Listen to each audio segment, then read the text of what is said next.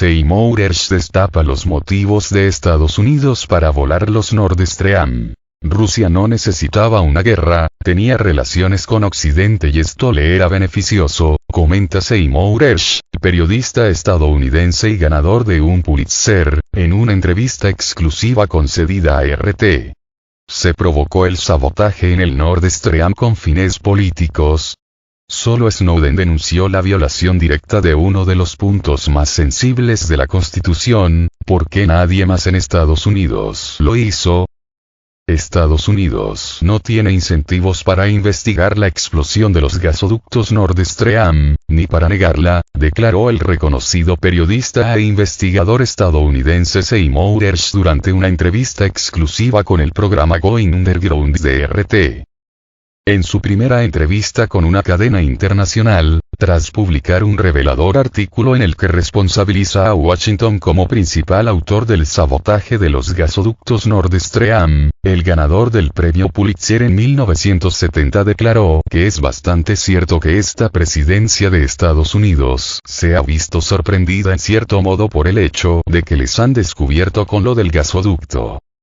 No lo están admitiendo y no creo que lo hagan nunca debido a las implicaciones de hacerlo. Respecto a la situación en Europa tras la explosión de los gasoductos y la interrupción del suministro de gas ruso, Hersh sostuvo que lo que de verdad preocupa a Europa es el próximo invierno. Según sus palabras, en el periodo tras el sabotaje de los Nord Stream, que tuvo lugar en septiembre del año pasado, y el comienzo del invierno, los países europeos han conseguido aumentar la cantidad de combustible que tienen almacenado. Pero les sigue preocupando el próximo invierno.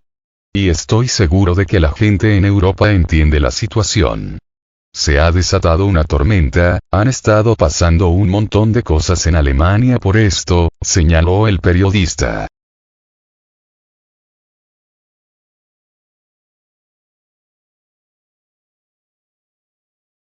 Investigación de la explosión. Al ser preguntado sobre las acusaciones de engaño en su contra tras la publicación de la investigación, el reportero recordó su trabajo al destapar la matanza de My Lai en 1969.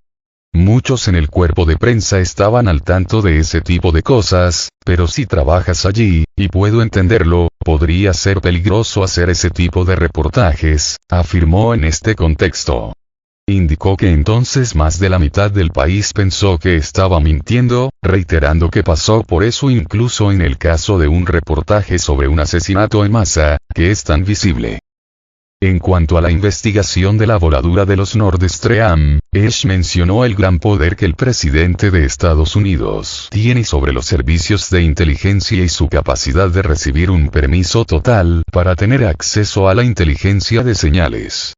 Hay 3 grandes organizaciones de inteligencia que tienen la capacidad de acceder a todo esto. Y no han emitido ni una sola orden. No han pedido ninguna evaluación, destacó. Los que están en la Casa Blanca no solo no tienen ningún incentivo para investigar la historia, es que ni siquiera tienen incentivos para negarlo. Recordó las palabras del asesor de seguridad nacional de la Casa Blanca, Jake Sullivan, el funcionario que, según Hersh, tanto tenía que ver con la organización de la operación inicial, que no hablaría sobre una investigación propiamente estadounidense del suceso. Los suecos y los daneses llevaron a cabo una investigación en septiembre y octubre, y llegaron a la sorprendente conclusión de que, efectivamente, algo sucedió bajo el agua y fue una explosión. Además, el aclamado reportero señaló que había hablado con personas en el negocio de los gasoductos, al menos con una en particular, destacando que lo único de lo que están convencidos, es de que, por supuesto, Rusia no lo hizo porque habría sido absolutamente absurdo por su parte. De acuerdo con sus declaraciones, a lo largo de décadas, incluso durante el mandato de John F. Kennedy, había la preocupación de que Rusia, debido a su enorme cantidad de gas natural y petróleo, utilizara los recursos como un arma política. Es una lucha que ha sucedido desde la Segunda Guerra Mundial, reiteró.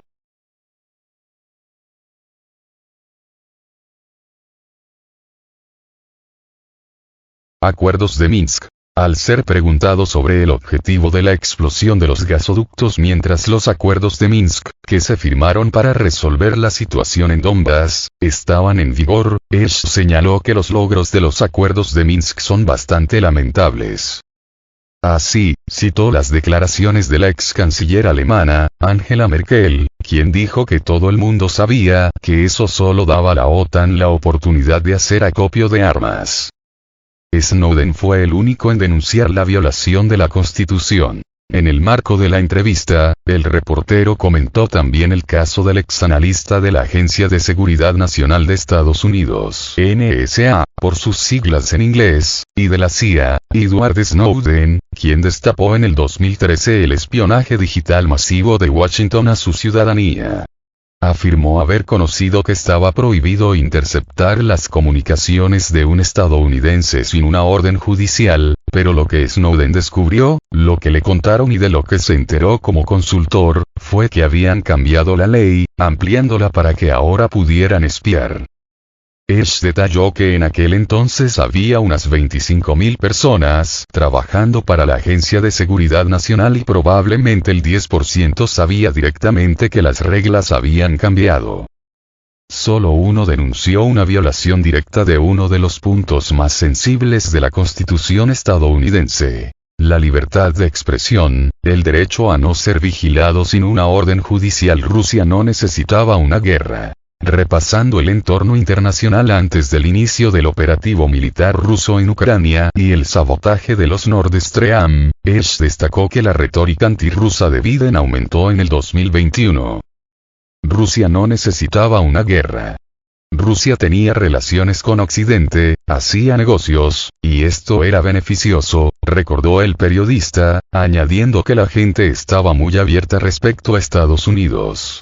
Sin embargo, la retórica de Washington contribuyó a la escalada.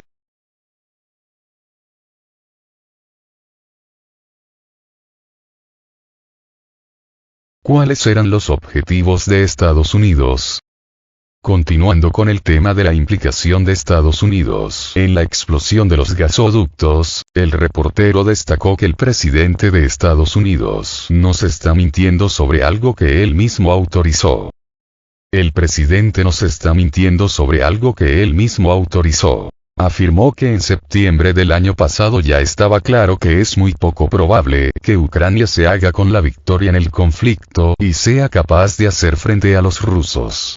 Las cosas no van bien en absoluto. Así que Biden le dice a Europa Occidental, y sobre todo a los alemanes: estamos muy preocupados de que posiblemente decidan no apoyarnos plenamente, porque están recibiendo combustible de Rusia, dijo Esch. De acuerdo con sus palabras, Washington estaba preocupado de que Europa levantara las sanciones y volviera a recibir el gas ruso. Esch recordó que el propio mandatario estadounidense prometió durante una rueda de prensa detener el gasoducto Nord Stream 1, haciendo hincapié en que saben cómo hacerlo y pueden hacerlo. En ese momento, a los chicos del grupo, que estaba llevando a cabo la misión, les molestó porque se suponía que iba a ser una operación encubierta.